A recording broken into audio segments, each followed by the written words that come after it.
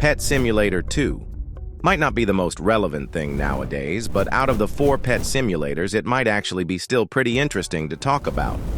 It's the least known pet simulator game due to barely any updates, while also being the game that might have changed Pet Simulator forever. Pretty logically, Pet Simulator 2 is a sequel to the original Pet Simulator. And obviously, the reason it exists is because of how successful Pet Simulator was.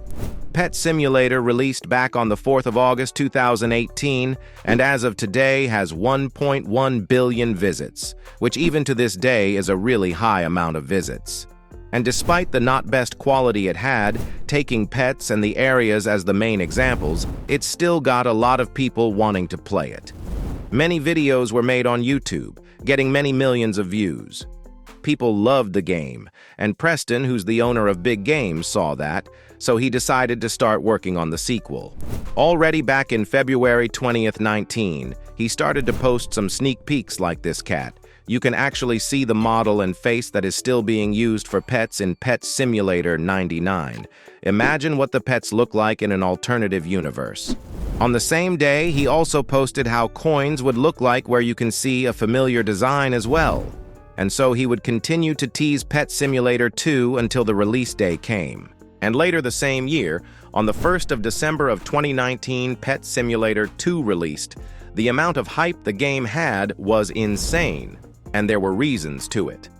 Obviously, since the original game was big and loved by many players, the same players were excited to try the sequel. But then also the quality jump was pretty big as well. Take the cat pet as example. The quality of the new model was so good that even 6 years later it's still being used in Pet Simulator 99. And then you also got a big improvement on how the map and models look like, so who wouldn't be excited for a sequel that looked so much better?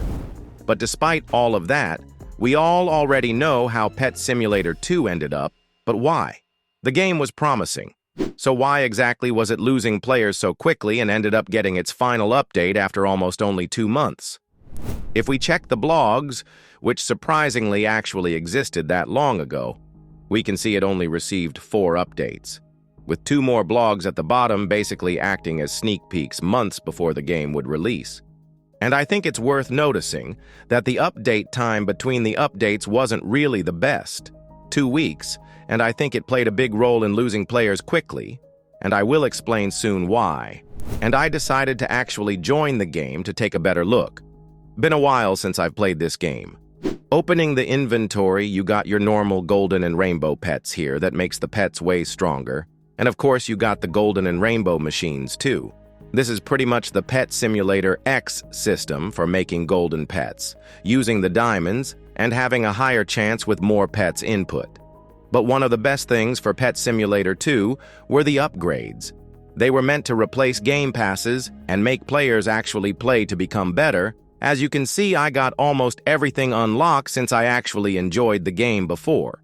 The only pay-to-win thing was the VIP membership, which also had to be one of the reasons the game failed.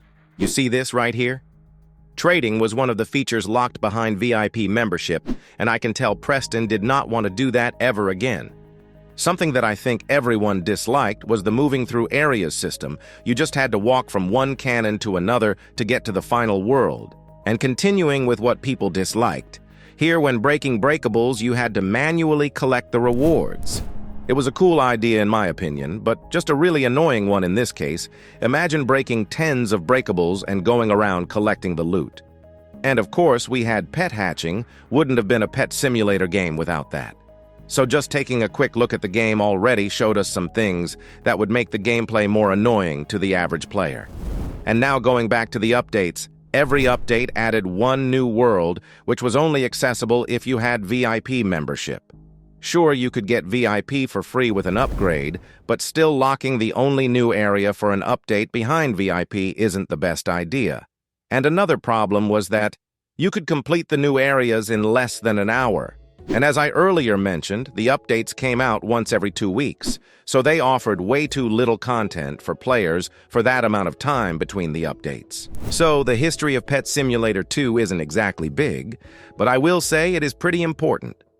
Despite the game losing basically all of its players in 4 months or even less, the game played a huge role in the future of Pet Simulator series.